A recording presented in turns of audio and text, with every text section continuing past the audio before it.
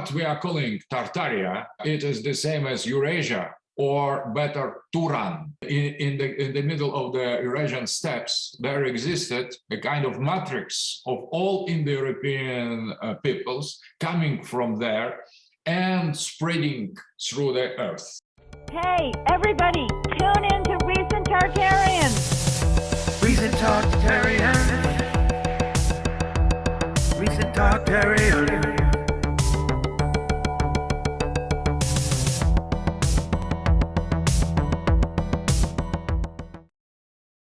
So, first of all, I would like to introduce myself. I'm, first of all, philosopher. I'm a philosopher. That is the beginning and the end of my introduction. I was born in Soviet Union. I never was really Soviet man, despite of my parents. I was born under influence of the very small group of traditionalists. So I was born mentally, intellectually, with René Guénon books, with philosophy of traditionalism, criticizing hardly modern world. My ambience was part of this modernity that I have taught to hate, following Guénon. So that was the logical attitude toward communism. The communism was to myself a kind of anti-tradition, a kind of modern world that is upside down. So I was told by texts of Guénon to hate that, but I didn't know Western world because Soviet Union was closed. But when I was capable to come to the West, I was convinced that this critics of Guénon is applicable, fits absolutely to Western liberal capitalism. And more than that, being anti-Soviet and anti-Soviets from very, very young age, from my youth, I have arrived to the position that somehow the Western capitalism is worse. So that doesn't mean that Soviet Union was good or communism was right, but for sure it was much worse than traditional society. But capitalism was so worse than that explained why, in the logic of decline of the cycle, capitalism has won in Russia. For me, that was explanation of the Guénonian thesis about the degradation of the present Western civilization. So that is more or less my formation. And from my early youth, I started not only to study traditionalism, the works of Guénon, of Coomaraswamy, and the other, of Evola, but as well I started to apply their ideas to politology, to geopolitics, to sociology, to anthropology. So I've started to develop practically traditionalism, applying its principles and methods to different realms where most of traditionalists never dared to enter or declined to enter. So that is my logic was that, and I have discovered something like traditionalism in Eurasianism and Russian tradition, and I have discovered geopolitics and ideas about the sea and the earth corresponded perfectly with Eurasianist teaching of Russian conservative thinkers. So that was a kind of synthesis between traditionalism, geopolitics, conservative revolution, and Russian conservative thought, Christian Orthodox, mystic, sociology, Russian tradition. And that was a kind of global vision about the fight of tradition against modernity, that was main position, and a kind of projection of both principles, tradition and modernity, on the horizontal level, on the geopolitical level, and that was the earth against the sea. And modern geopolitics of Brzezinski, for example, American Atlanticist tradition, as it understands that. So that was a kind of combination of different level. And after that, I have discovered and studied Heidegger, adding existential elements to this, with this traditionalist, geopolitical, conservative, religious, metaphysical, Russian mystical tradition. I added as well existential element, and through Heidegger, I have discovered phenomenological tradition. Going to Husserl, to Brentano, and through them, I have discovered Aristotle. And that was a very, very important discovery, because many of us start with Aristotle, and I have finished with Aristotle. And that was very particular, because I have arrived to Aristotle through phenomenology, and that is very particular experience through Heidegger, through Alexis Meinong, and others. So, and step by step, I have arrived to some complex vision based on traditionalism, but developed in different fields. And I have my masterpiece, my opus magnum is Noomachia, 24 volumes, books, all of them huge, every volume, so dedicated to study of the different civilizations. So that was multipolarity applied to different civilizations, using traditionalist criticism of racism of modern epistemology, Western epistemology. So that was the idea to study civilization as they are, and not as the modern progressist liberal West used to understand them. So that was the huge work dedicated against racism of the Western ethnocentric vision of the things. So studying, for example, Iranian civilization, I didn't look at the Iranian civilization with Greek eyes, as all of us do, but I've tried to look at the other world from the Iranian point of view. The same for African society, the same for American society. That was for me very, very unusual, very, very interesting, exciting experience to feel myself American. But without that, you could not understand the identity. So I have covered with my studies all existing or ancient civilization on some level. I don't pretend to be exhaustive in that. It is just first approach, but approach with a radically different point of view than is common to the Western science. To that is continuation somehow of Toynbee or Oswald Spengler's approaches. So something, but much more, with much more accentuated, emphasizing of traditionalism, and totally refuse to apply the progress or some linear vision of time and social development, so evolution, without all these modern Western myths. So when I study some society, I believe in what the people believe, living there. So I've tried to transform myself in this mental, intellectual trip in the subject, and not describe them as the objects. And the subject is that is an emphatic attitude of American anthropologists, the tradition of Franz Boas or French Claude Lévi-Strauss. I am follower of these two great founders of the school of the structural anthropology. And so that was my approach, was combination of the traditionalism, geopolitics, idea of the dignity of any kind of society, developed or archaic, complex or simple or primitive. So, and idea that human is always based on the relation to the sacred. So no human, no sacred, no human. But in all civilization, in any civilization, this relation is different. So we could not apply unique attitude.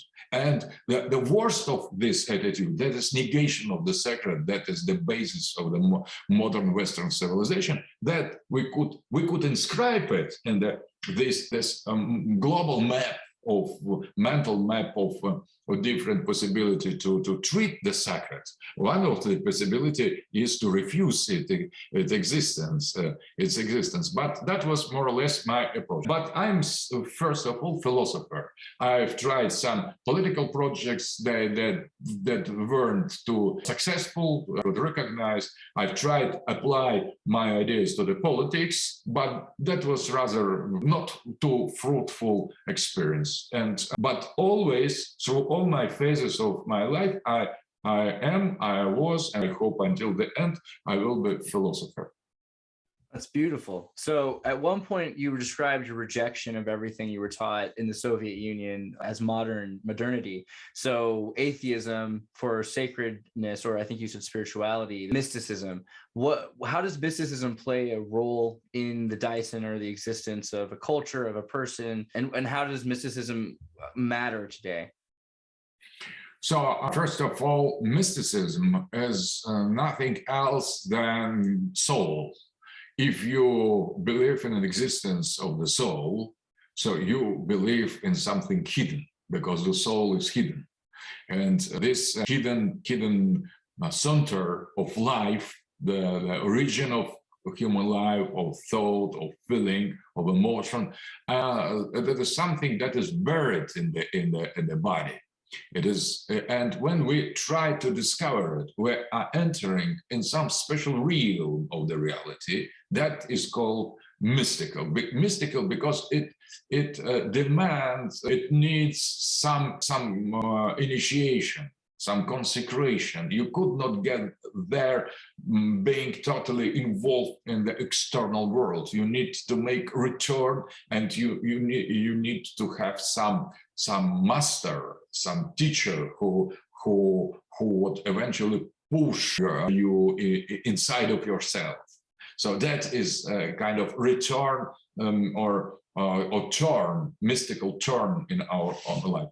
But in the Soviet Union, there was nothing of the sort, or nothing at all. And there was two attitude. In my youth, I thought that this mystical turn, being totally absent in Soviet society, can be achieved by total rejection of this society. For example, if society doesn't believe in God, God doesn't believe in such society. And if we search God, the God, so we need to not believe in the existence of this society. So society without faith isn't society. And that was a kind of total rejection of Soviet ontology. I didn't believe any word said by Soviet mass media, by Soviet school teacher, by institution, materialist science. And that was the very interesting experience of rejection of totality of the society. So if society doesn't believe in God, God doesn't believe in the society. If we believe in God, we with God could not accept the existence of that. That is the total rejection of the immediate being around ourselves, and to choose the God that is denied or thought to be non-existent, to choose the God and to reject the society that doesn't believe it. So that is as well mystical experience, radical. We can compare that with radical nihilism, but sacred nihilism. Because it's not the nihilism in the front of the being as such or God creation. It is just a denial or refuse or rejection of the nihilistic society or civilization that became totalitarian and radically present. So if there is a society without sacred center, and if society radically doesn't accept sacredness, in the same totalitarian way reject such society. That is very helpful, very useful phenomenon, because now we should apply that. I recommend apply to Western liberal reality that is like Soviet one in my eyes, but worse. And secondary, when we have lost Soviet Union and when we have entered in the liberal capitalist world, in the retrospectively, I have found in the Soviet Union elements, much hidden sacredness, because to some aspect of atheistic, materialistic, communist society were much more traditional than capitalist. For example, denial of individual collectivity. That was the perverted version of the, I would say, holistic anthropology. So it was created on the wrong basis of Marxism, of modern understanding of human personality, but collectivism.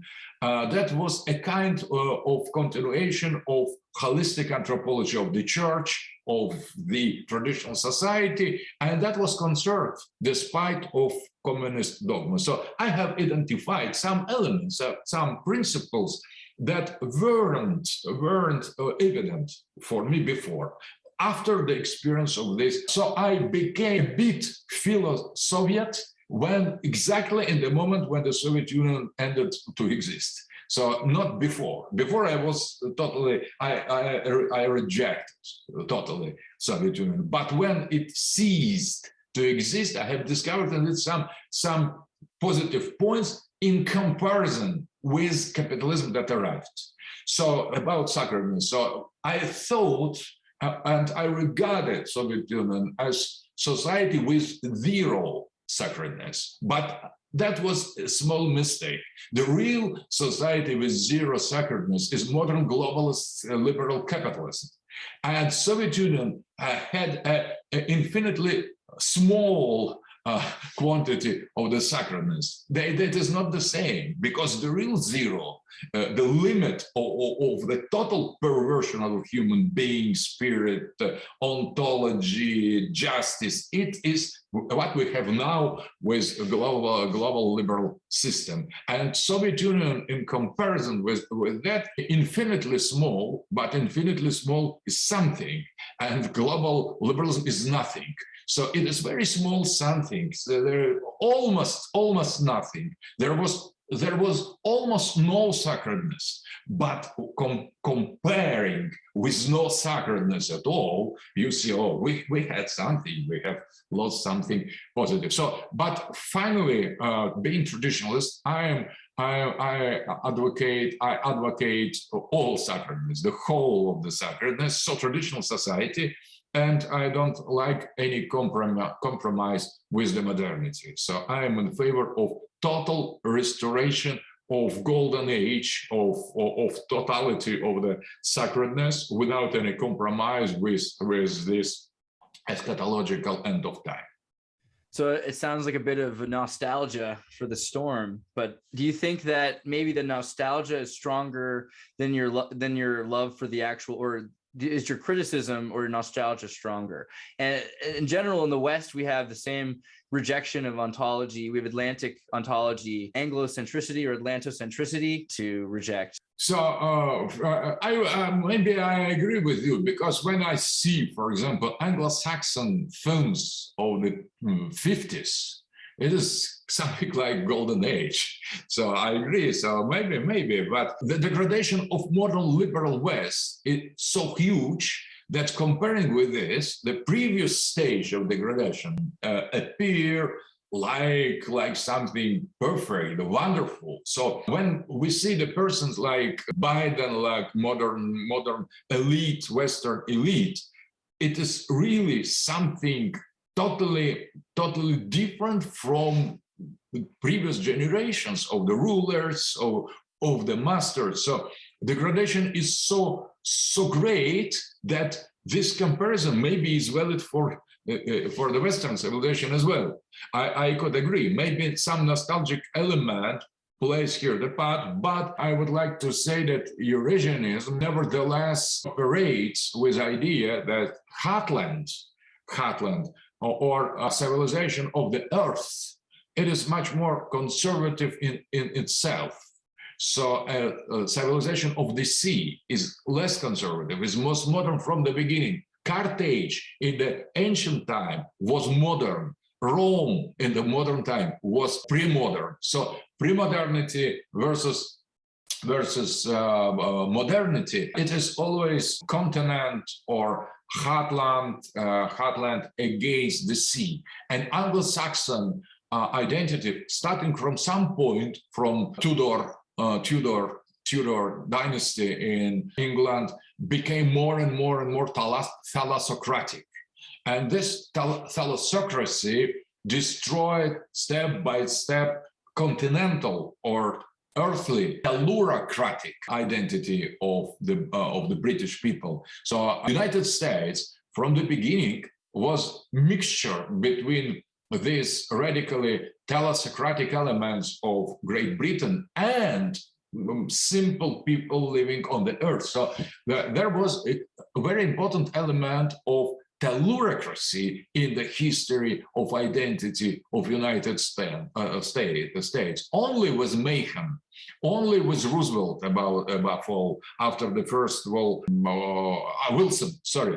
only with Wilson and his 14 points, America became really Atlantic thalassocratic power, and theoretically that was developed by Admiral Macon. Identity of this branch of Saxon civilization with big German elements inside, but with Protestant elements from all the Europe up to a certain point, also French elements, because Louisiana was French and many, or Spanish, because all the South and the West was Mexico, Spanish, Latin Catholic. So all this mixture, all these elements were much more tellurocratic in America. America became the great sea power only after demise of the Great Britain after First World War. And you make equivalence between United States of America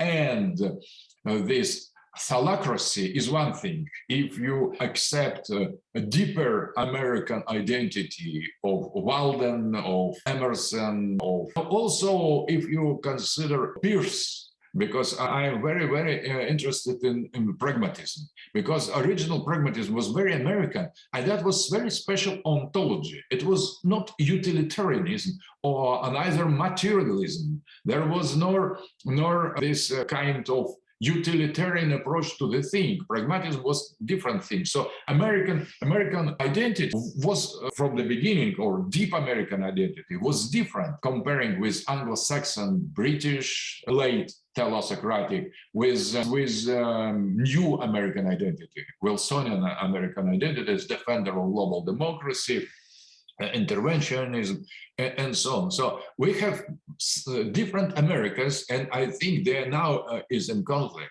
So both of them have nothing to do with Eurasianism. Both of them very strange to and very far from Eurasianism. But one element of American identity linked to pragmatism, to pre-Wilsonian or not Wilsonian traditionalist America. Now it is represented by Trump and his supporters. So it is not small elements that half of American population still follows this American way, but the other is totally loyal to this globalist agenda that is other, purely Carthage. So there is a kind of Rome, very special Rome in America, but mostly it is Carthage. And there's so in America, geopolitics is inner problem, domestic problem. So it is now, at least, there is the fight between two elemental levels of identity. We could not identify or make equal American continentalism with Eurasianism, but some comparison is possible, I think. If you think about early Marxist rejection of the bourgeoisie, it rejected the benefits as well as the dysfunctions of the bourgeoisie. So much of the architecture, for instance, and the orthodox architecture and customs that were replaced with brutalism and minimalism, sort of the way you felt after there was a loss of certain amount of Dyson or spirit in the Soviet Union. Do you think that there's a chance of losing some of the benefits or some of the achievements that are beneficial from the Atlanticist hegemony? And do you think that there's a way of protecting a loss of those benefits? So I regard Atlanticism as pure thallacracy. Atlanticism is Carthage. It is not Rome, nothing to do with Rome. It is anti-Rome. Being anti-Rome, I reject it totally. So in my opinion, Atlanticism is pure evil. From the beginning, as liberalism was pure evil, as bourgeoisie and capitalism is and was pure evil. But Marxism was good in the rejection of the capitalism, but bad in accepting some elements of capitalism and bourgeoisie inside of its tradition. If we read carefully the manifesto of the Marx, of the Communist, written by Marx and Engels, we see that a huge part of it is dedicated to criticism of something that was very important for Marx and Engels, criticizing of not Marxist socialism and a kind of rejection of capitalism from the right. So huge, and in that sense, it's very important because for Marx, there was the key point was solidarity with the capitalism, with Atlanticism, as well with colonization, expansion, with British Empire, bringing to the people capitalist phase of development. And only after establishing everywhere capitalist order, according to Marx, the proletarian revolution will be possible. So and in his introduction to a manifesto of the Communist Party, the greatest part of it is dedicated to the criticism of those who opposed capitalism not being in nothing in solidarity with it, but demanded some social justice, some anti-capitalist value, but not coming all this line with capitalism. So, and I belong to this tradition totally criticized by Marx, because I think that capitalism it isn't inevitable, isn't good, is morally bad, and we need to reject it from the very beginning. So we need to destroy capitalism immediately when we see that. We should put bourgeois under the rule of the priests and the warriors, as there was the case in the Middle Ages. So we need to eradicate any effort of the so-called third estate that was not, in my opinion, not third estate. The third estate was traditionally in Indo-European societies was peasantry and not bourgeois. Bourgeois were usurpers of their position, so they were perverted creature that have stolen the name of third estate from the real third estate of peasants. They started to represent something they were not. That was the lie, and they tried to use some missions received from the noblesse, from the aristocracy and the priests in order to exploit the same peasants. So that was a kind of alien introduction in the traditional society, because when there are some artisans, some people making a small industry, it is acceptable. But when the bourgeois becomes the class and start to impose their attitude to all society, it is a catastrophe. It is already end of time. So, in my opinion, bourgeois order should be destroyed and should die in all phases. And so, if you meet bourgeois, kill him, because it is kind of crime against the traditional order, and not a communist idea to be in solidarity with it and after overcome good, but to be in solidarity bad. That is my opinion, but not against bourgeois as small merchant or people making some goods. That is quite acceptable. But when capitalism starts to impose the value of money, of banking, the growth of the credit, and so on, so here I see the enemy and not conservator of something good. I agree in that with Ezra Pound, once more with American author, because his cantos are dedicated totally to a real hatred to bourgeois. Bourgeois for him was precisely the destruction of all the beauty in the world, because bourgeois is ugly, capitalism is ugly, it destroys the beauty, it destroys the dignity, it corrupts the creativity of the people, it destroyed traditional order, capitalism by the warriors, capitalism destroyed the sacredness of the priest.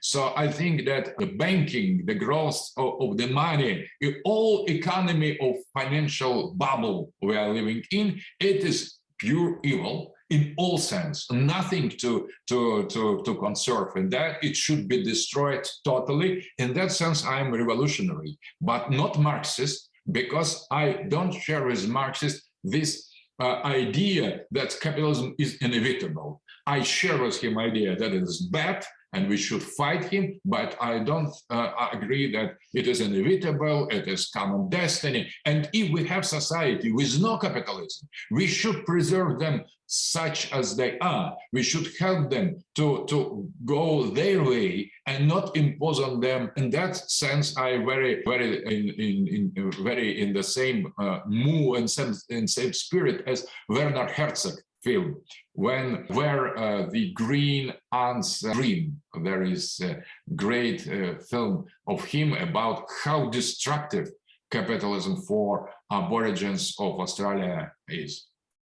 Capitalism can be pretty exploitive of the proletariat, but as well, so can communism. It seems the Soviet Union was rather exploiting of its people. And so, of course, is Western Atlanticism and Western liberalism. I wonder, do you think that you could explain how it's possible that something that's trying to do so much good could be so exploitive of its people, both communism or traditionalism or Western liberalism?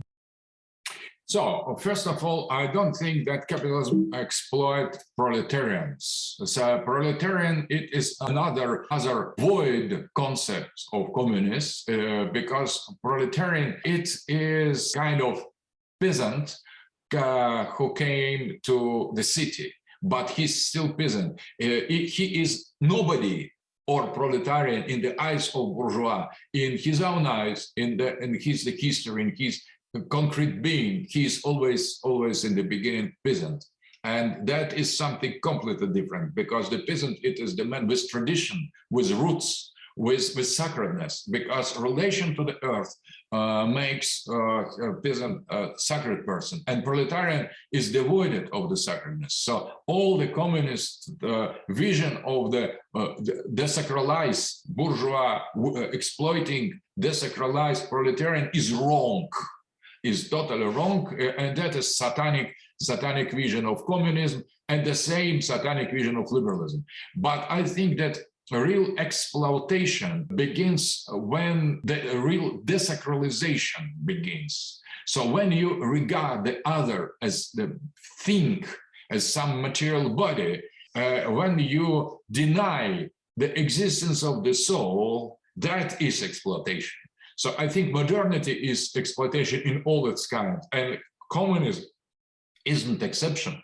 So social society is based on exploitation because it is based on the denial of the sacred. And if you have the attitude, purely materialist attitude toward human being, that is already his reification.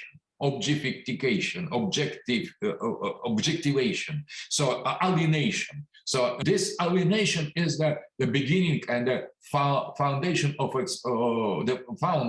foundation of real exploitation. I think where design of the people begins to be regarded as the thing and not as design, not existential presence, thinking existential presence, not as a soul, here exploitation begins. So in traditional order, there was no exploitation because the soul was accepted and affirmed, the existence of soul in all the stratas, all the levels of the population. So all the stratas. And that is, but hierarchy is nothing to do with exploitation. The hierarchy is based on the quantity of the sacredness, and the priest totally immersed in the sacredness. He is logically on the top. The warriors, half sacred, half less sacred, and more linked to the body, are in the middle. And the people working with bodies, with things, are logically on the lowest level. But if someone born in the peasantry or in the low caste shows the real qualities of spirituality, he always, in all kind of traditional society, through monastery or through other ways, could arrive to the top of society. For example, in our history, there was Patriarch Nikon, who was the small peasant in the beginning, from poor family, outside of the Moscow, very far from the capital, the son of the normal poor peasant family. And he became much more important in some time than our Tsar, Patriarch Nikon, because basing on the spiritual quality, you could always find a way to be put on the top of the society in the traditional order. In the capitalist order, in this logically, you as well, your origins don't matter, or in the socialist, but that is not so.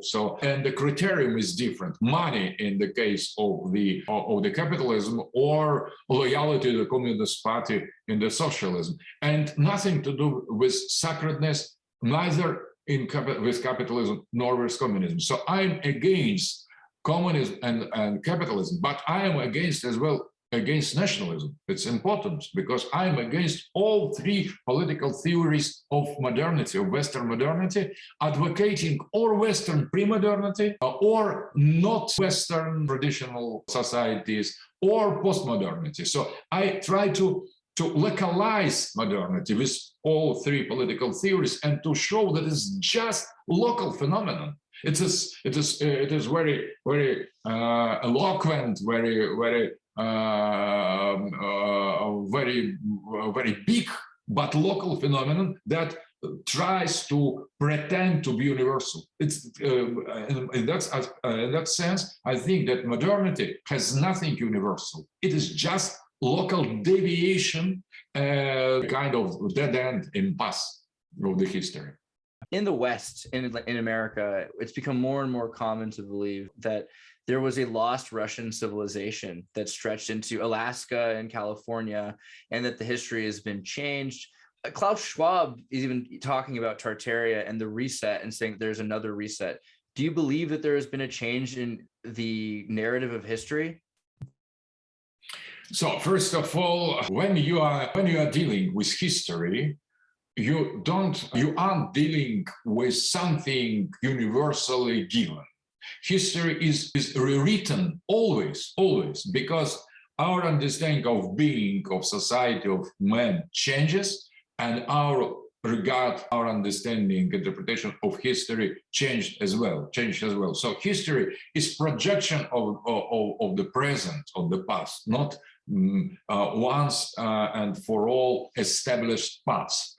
Past changed as long as we are changing. When we are speaking about the history, we are speaking about huge amount of these projections of the present, and mostly in the West, when on West today, modern West, when you more Western liberal modern people speak about history, you mean your understanding, your interpretation, your projection, your narrative.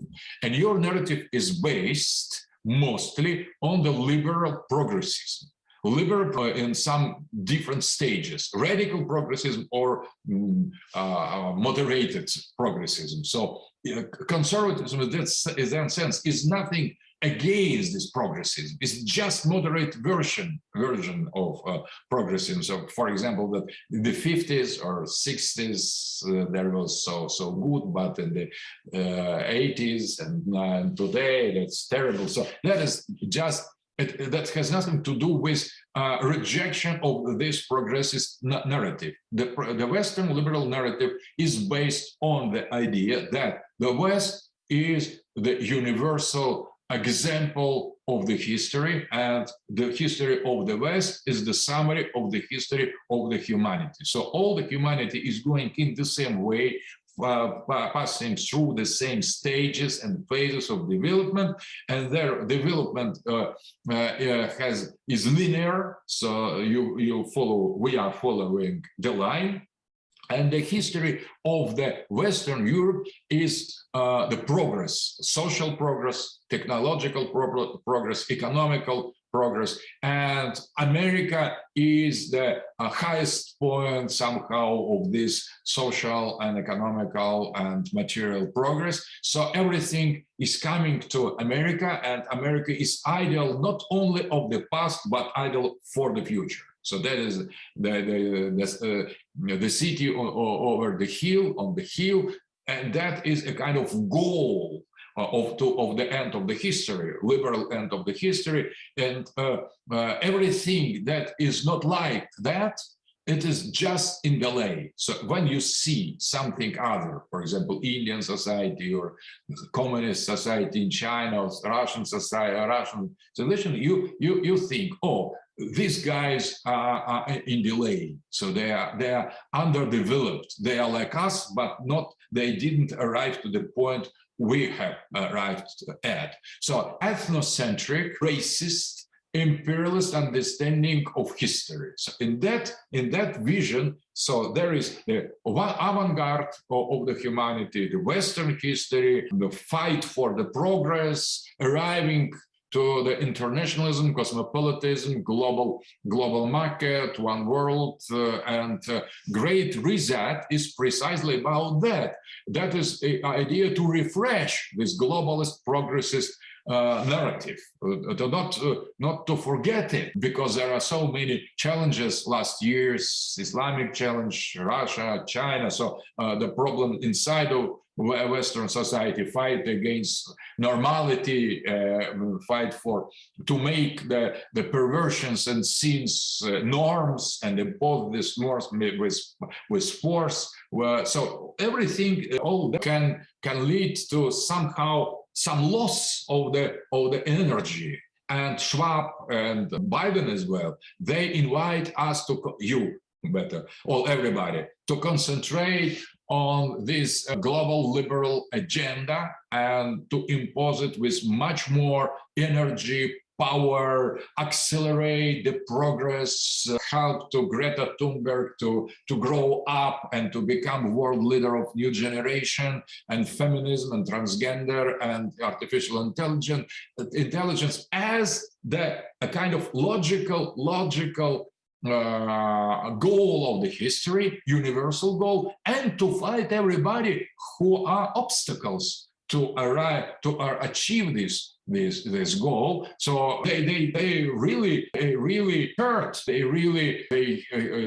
don't let the history to go its way. Russia, these evil Russians, this evil and delayed in development Chinese and Muslims. So they should be or brought on the board of this great reset, the best of them, more developed, more progressive, or destroy, exterminate, finally. That is somehow Great Reset, how we interpret Great Reset. And the history is in the center of it.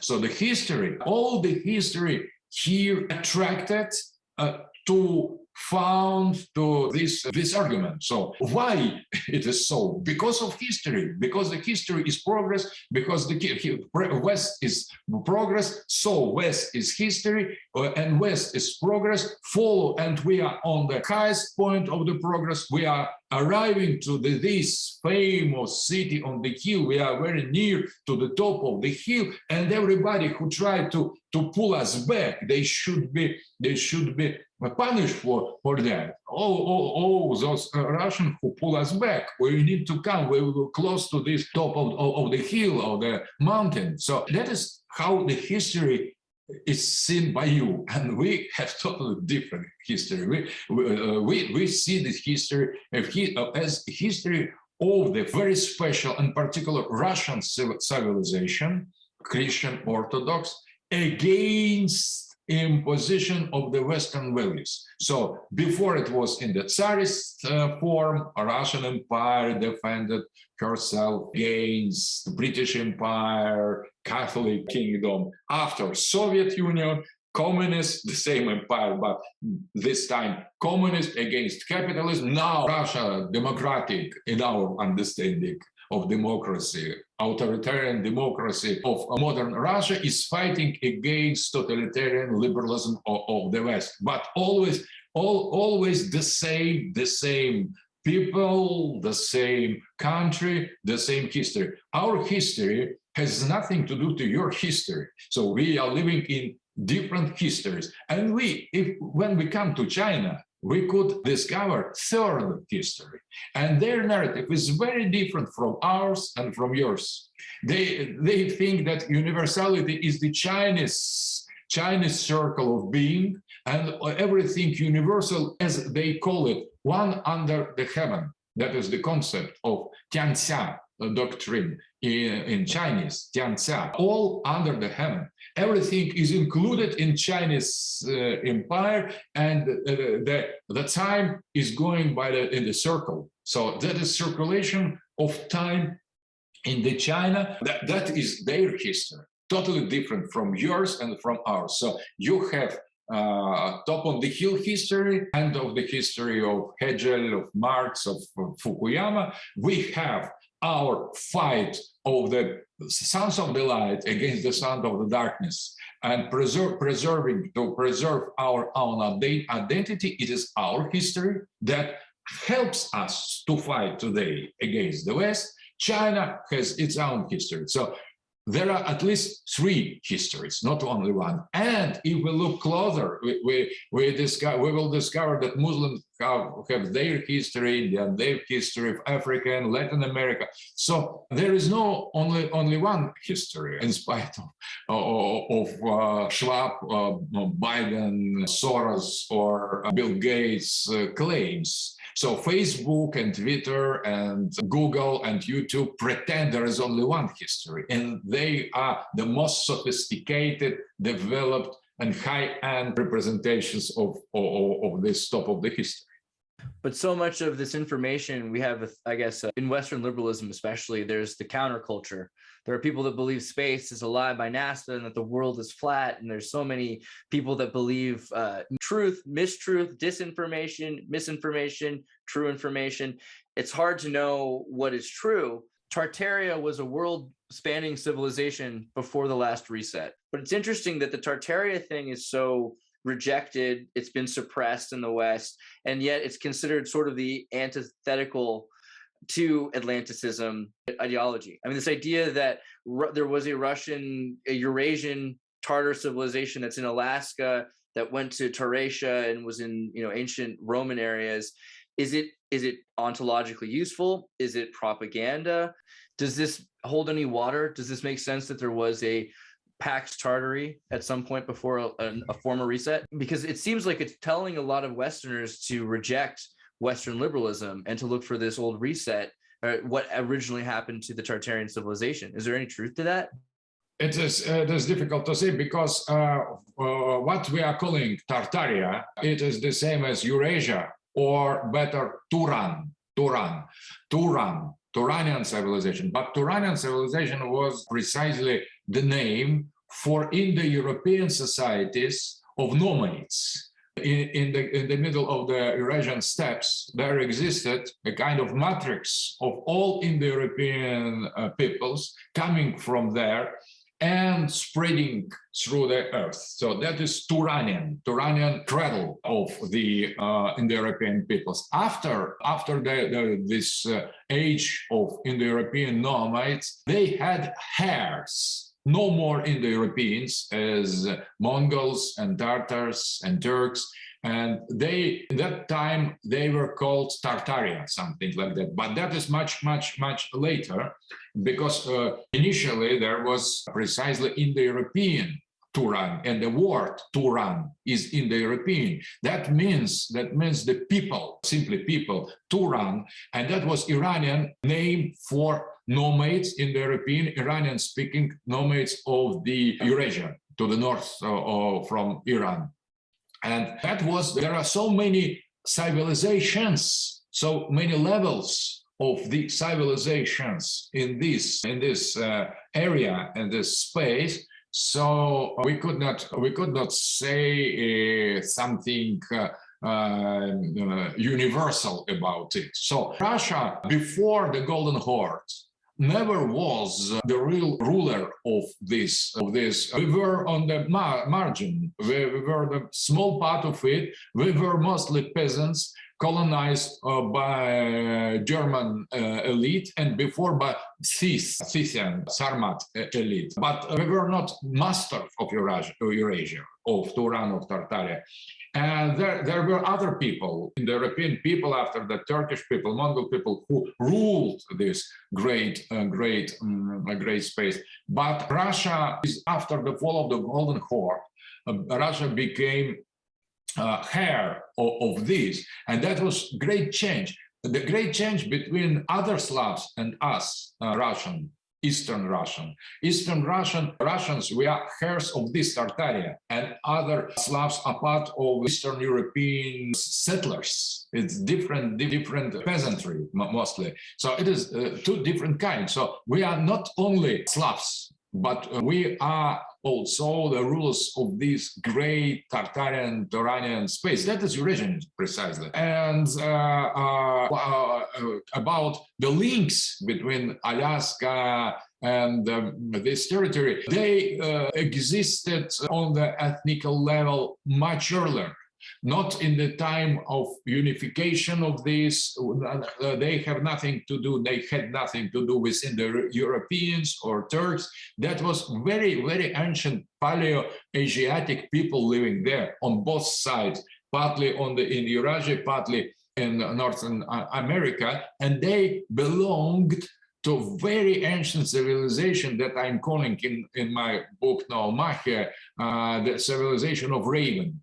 Because there is always the figure of Raven in the center of their culture. So that was very ancient, matriarchal, a very special civilization of Raven that had nothing to do with other Indians, American Indians, nothing to do with this Turanian Tartarian space. That's very particular, very special, very interesting, with a trickster figure in the center, with very unusual kind of rationality, very psychedelic, chaotic in some sense rationality, and Chukcha, Eskimos, Inuits, and some tribes of North America belong still to this civilization. That was common to the Eurasia, to the northern eastern part of Eurasia, and to North America before the coming of the Anglo-Saxons.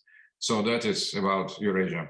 Do you think that the West is creating a false history? You said that the West is soulless or geistless, spiritless in so many ways. Do you think that the West is creating this, you call it also satanic culture, is it creating the satanic culture in order to displace on purpose Aboriginal cultures? So here I follow traditionalist logic. So according to Guénon and to Evola and to other, Burkhardt and other, the modernity is anti-tradition. So in the tradition, we can find different religions, different versions, different peoples, different cultures, and all of them are based on the sacredness. In Islam, the sacredness is regarded in one way, in Judaism the other, in Christianity, in Hinduism, in China, Chinese civilization, in Buddhism. Everything in traditional world is different. And there are many branches of tradition, but the main common denominator is acceptance of the sacredness and of the soul, of the transcendentality, of the being of the soul, spiritual being, mysticism, and eternity. Very important, eternity, because relation to the sacred is as the relation of the time to the eternity. So something that is temporary will be destroyed sooner or later, but what is eternal will stay. And this eternity is not a summary of the time or something that will come after. Eternity is always here, and discovery of this everlasting eternity inside of us is the sacredness. Is the relation of sacredness. Modern West, modern Europe, starting from 15th century with modern science, modern philosophy, modern society, democracy, bourgeois society, national state, and progress and liberalism, evolution theory, materialism, was total destruction and reversion and subversion of this relation to sacredness. That is the only one unique civilization that is not the branch of one of the version of the sacred civilization, but civilization based on the negation of the sacredness. And that is common denominator of modernity. It is satanic in the Christian eyes, it is Dajjal in Muslim eyes, it is Kali Yuga in Indian eyes, it is a disaster, cosmic and spiritual disaster in Chinese eyes that should be repaired according to Chinese culture. So that is anomaly. So the modern West is a kind of disease, of spiritual, cultural, civilizational disease. And there are people who suffer that. So normal Western people has nothing to do with the decision to be satanic puppet, but they are turned into satanic puppet, into the ways of Satan in spite of them, and that is a long process, starting with modernity and coming to the last stage today, because today we have in the presence of the modern or postmodern West, we are dealing with clearly, openly satanic civilization. And here, it is not just absence of the sacredness, that is anti-sacredness that is entering. So Satan is not only negation of the God, it also presenting himself as a God. So I think there is some kind of black sacredness or black miracles and the modern technology in the look of the Soros or Biden. They are not normal. They are not just atheists or modern people. There is something more in them or less in them.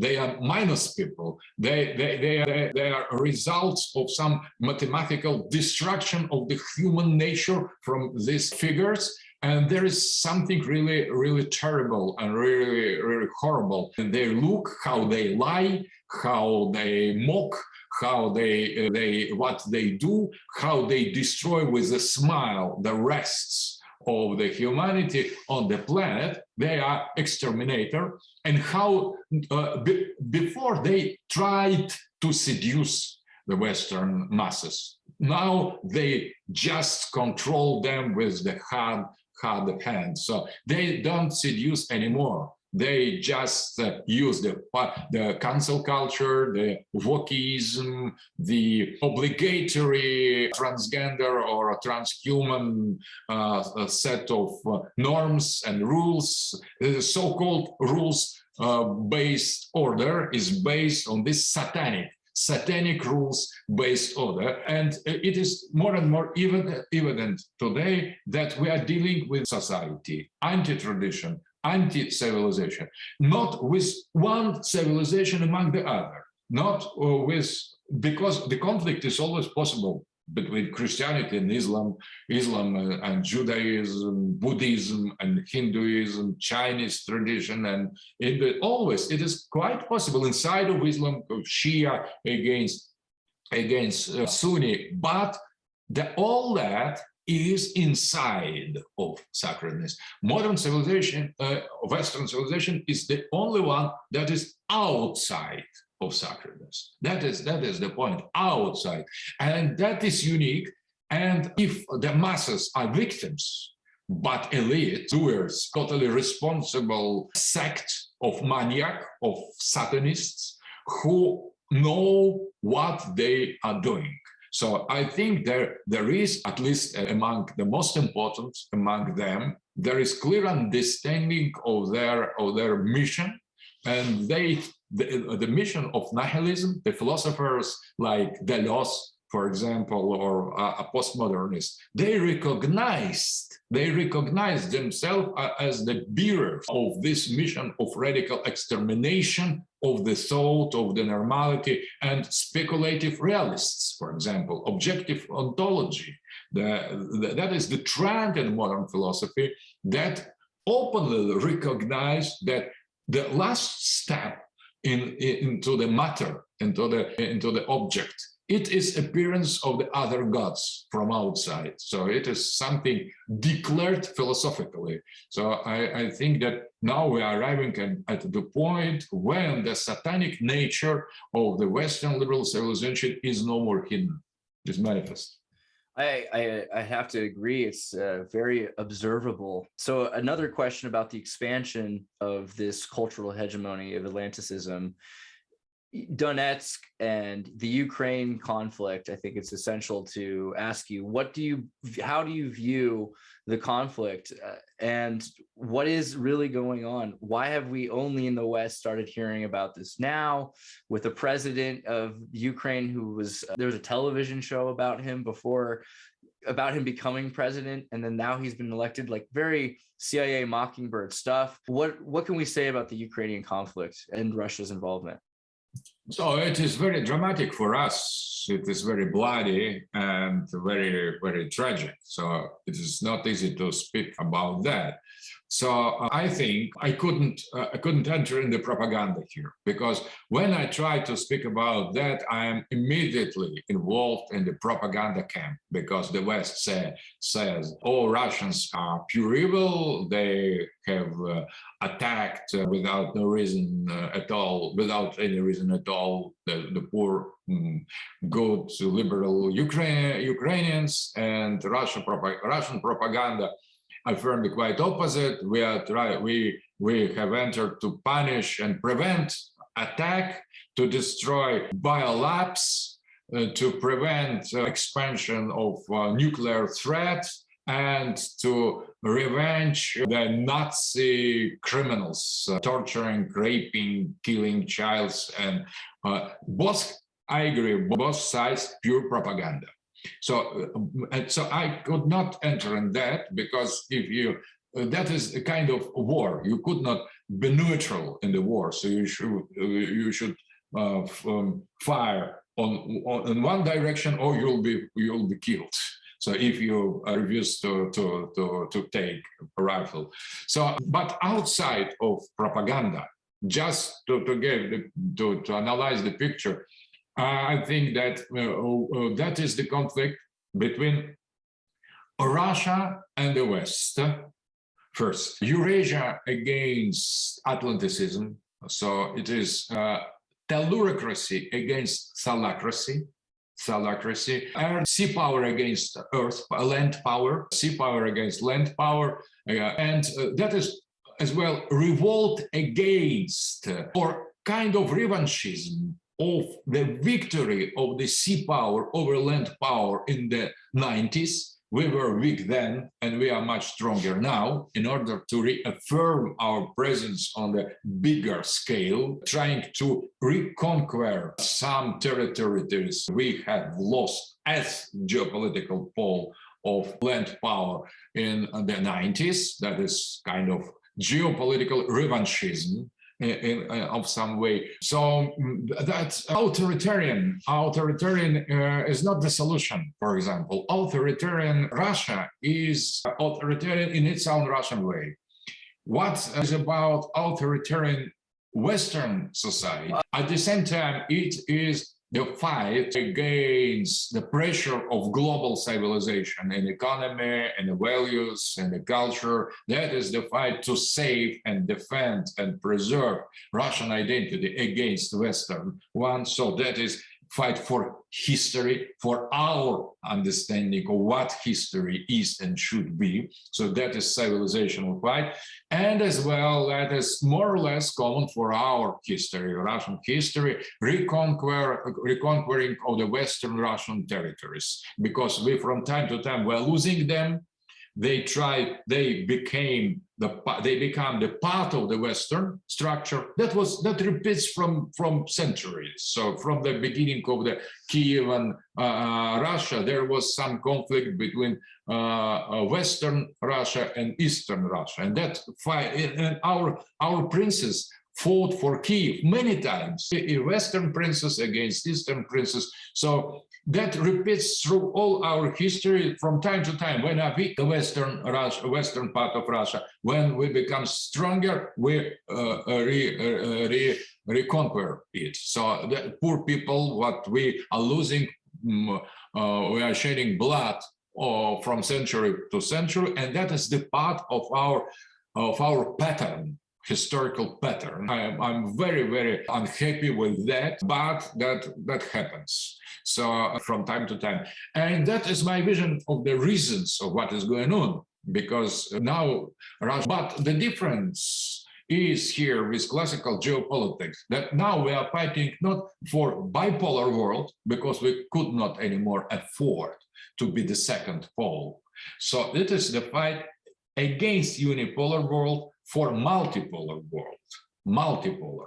So it is, in that sense, we don't defend some universal, as in time of communism, some universal pattern or type of civilization that could fit to any society. We are not anymore universalists in our attitude. We are much more local in that situation. So we are fighting against unipolarity to defend ourselves, but to let the other poles to appear. That is why this alliance with China, that support of Russian actions in the Muslim world, and why India at least hesitates between the West and us. So that is on all the level, in any sense, it is historical situation, and when we win, the world will be completely irreversible multipolar. I don't like to consider the possibility what if we lose. So it should be punished now by law in Russia. So let the West think about what. Here I stop, because when we win, the world will be certainly multipolar. That will not mean the end of the West. So the West, liberal West, loses not so much. For example, if Russian possible loss, that will be the end for Russia. For Russia, it's independent pole. For us, it is existential. For us, it is ontological battle. But the West could proceed without us. It will be hard. It will be awkward. It could cause many difficulties. But I don't think that the blow will be mortal. Finally, you could have, and with Trump, for example, if we imagine Trump being president, that nothing at all happens, nothing at all, because that doesn't affect too much American strategy, American security. It is not direct attack. It is just some revision of post-Cold War borders very far from America, and with no existential threat from NATO partners. What is going on? So in Trump nationalist vision, I think nothing at all happens. For Biden, it's described as catastrophe, because for globalists, it is catastrophe. For the West, it is not at all catastrophe. It is a chance. But it is the fight. So it is not a fight against the West. It is a fight against the modernity and postmodern globalist liberalism. So you've spoken about how we need to respect the equity of differences between people and tolerate people who want to live within their own culture. But what about people who don't want to live within their own culture? They want to escape their own culture. Or what about people who are decidedly Western or satanic, as you say? If Ukraine wanted to be satanic and part of the global hegemony, do they have a right to do that? Does anyone have a right to be part of something that's decidedly evil? And also, what if this wasn't with the West? What if this was part of a Eurasian conflict? Like, let's say this was in Manchuria or China at the border of Korea or something. Would that change things more? So I think that for sure there is the free choice between to be satanist or not. But when you observe how the path of the very close to us, very, very close society, Ukrainian, part of it chooses satanic identity and try with the brutal tools impose that on the second half, with not only with weapon, but with propaganda, with political pressure, with information, and all that concerns you yourself. You could not be indifferent, so choose what you want. And after that, they say satanic part of Ukrainian society, Western, the same, the Western liberal or Nazi, the same. They say, when we, with the help of the great set of global liberalism, will be stronger, we will for sure attack you with nuclear weapon in order to take back Donbass and Crimea. And now, for now, we are selling the part of the human body or living body and children to the West, and we are founding biolabs in order to spread the COVID or something like that. And we are planning to attack you in some week or some days. When you receive such vision, such picture, you could not say, please, we tolerate any your decision. Please kill us. Please kill yourself. Please be the member of NATO. So there is legitimate defense, in my opinion, of the civilization. The problem is, can we do that? Can we win or not? No, it is not about have we right or not. America makes so many unjust intervention everywhere, killing the presidents. So somehow we do the same now. Somehow, I agree. But it is not good. It would be much better to follow more effective, milder way to achieve the goal. So, but being involved in that, when it is agreeing in general features with this necessity of this opposition to the West modernity, so I could not criticize, I have no right to criticize the decision of my president, of our president, not being totally satisfied or happy with how it is going on, but I understand. Yeah, I try to understand more than to promote or convince the other.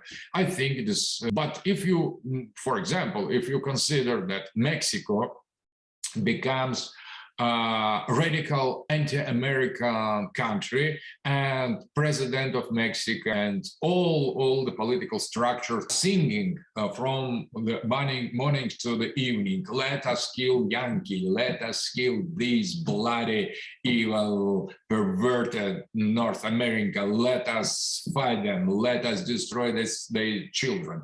And the half of pro-American, pro-United States population is suffering under the killers, criminals. The women are raped, the children killed, and they try to for example, to get Texas back, or California back, or plan at least, and trying to get nuclear weapon from Russia.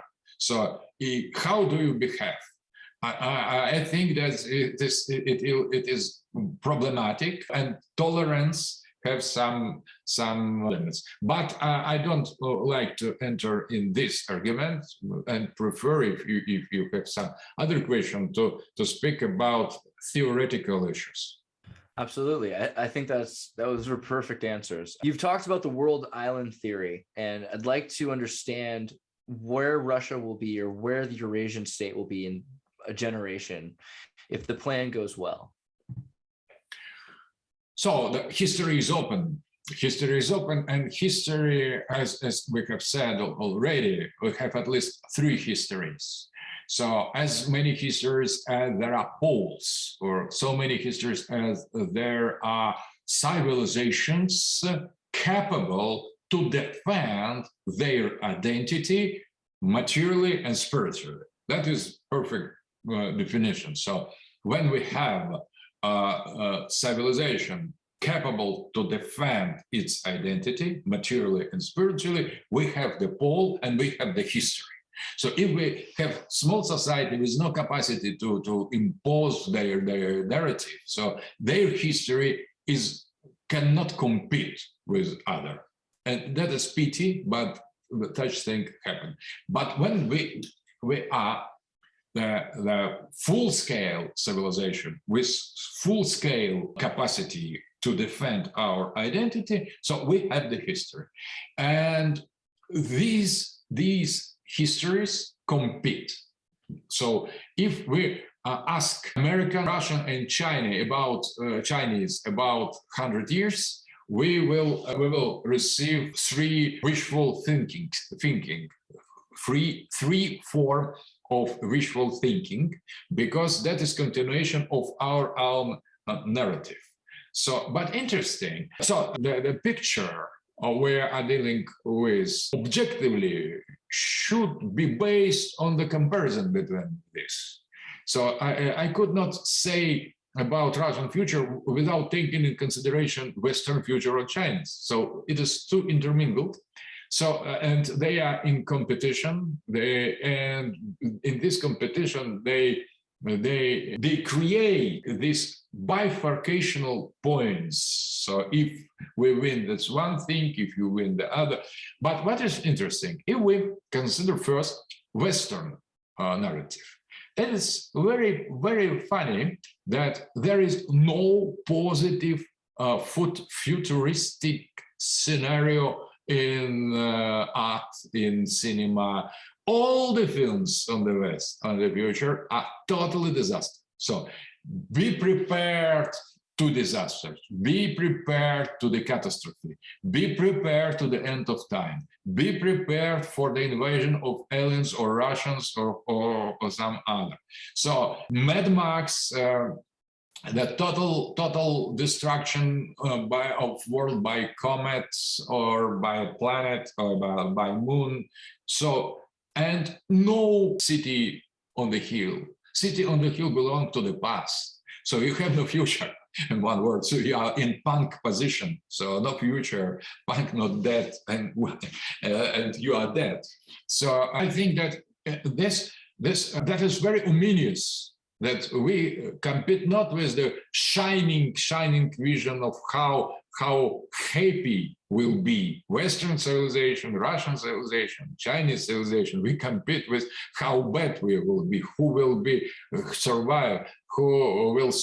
So that is a very ominous and very dangerous manner to treat the future. So we have this catastrophe of atomic nuclear war, ecological catastrophe, epidemic, zombie apocalypse, robots and artificial intelligence taking control over humanity, every kind except the normal human flourishing, prospering life. That is very dangerous, and that what West says about the future. And when you look into the eyes of the Biden or Soros or Bernard Levy or the other, or Elon Musk or Zuckerberg, you see the decisiveness to lead the humanity to this stage. So they are already done some decisions. So they insist on the suicidal turn, and that is very dangerous, I think. Russian future is much more traditional, I would say.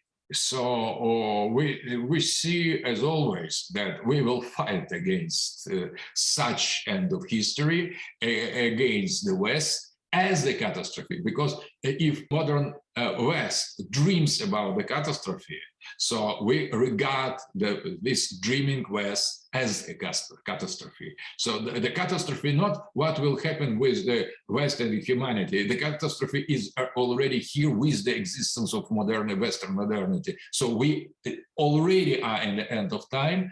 And fight against the West is the only way to get out from this situation. So we regard the future as the fight against the modern world, as against revolt against modern world, and openness to the God to return. So that is our sacredness to return. So our fight is the last fight of those who are still on the side of the sacredness. After all that proves that humanity has passed through. Now we still are loyal to the God, to the soul, to the eternity, and that will fight. I could not imagine the victory. I could imagine fight against Western scenarios. So the fight against the West is the life, is the meaning of the life, because in our tradition, Antichrist is the central figure of the history. And when Antichrist comes, you have no other duty but to fight him. So not to pray too much, not to fasting, but first of all, fight Antichrist. That is the main religious duty, to fight it, not to defeat, to fight. Defeat or not depends on God. But fight depends on you. And that Russian very humble vision of the history. So rejection of Antichrist is the gesture, is the step that is punished by Antichrist. But we should proceed in that way. So I think that means to eradicate the modernity, to overcome the techniques, to get rid of the global networks. And now the West helps us. He thinks he will kill us, cutting our relations to economy, to putting the sanctions on us, cutting off from all the networks, and closing Facebook, YouTube, Twitter, deplatforming, and so on. But they unconsciously, the West saves us. So less West, more Russia, less modernity, more victory. That is that is the fight. So we need to liberate ourselves from the modernity, get out of it, get rid of it, and to affirm our own civilizational identity. Professor Dugin, this has been an honor, and I very much appreciate the time you took to answer these questions. I hope it helps a number of people, specifically in the West, to understand better the ideology of Eurasianism and of Russia's intentions. Thank you so much. Thank you. Thank you very much. Please send me the link. Absolutely. Is there any links that you want to promote or books that you want people to look for in News Machina, or? No, nothing special. How un-Western of you.